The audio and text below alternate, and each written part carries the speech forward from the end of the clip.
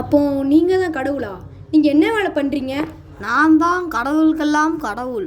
எனக்கு மேலே ஒரு கடவுள் இருக்கார். நீ உன்ட்ட நேற்று பாலா மாதிரி பேசுனது அது கடவுள் தான்.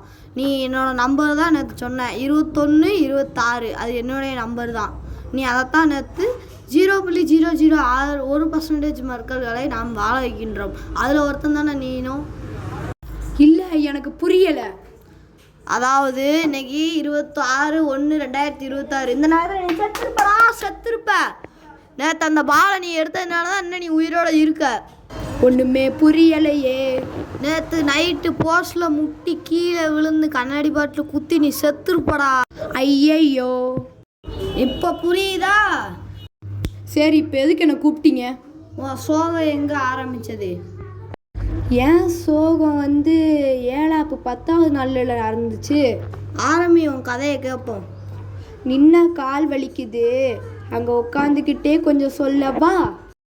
ஓகே, நீ வா, நம்ம போவோம். ஆரம்பிக்கலாமா?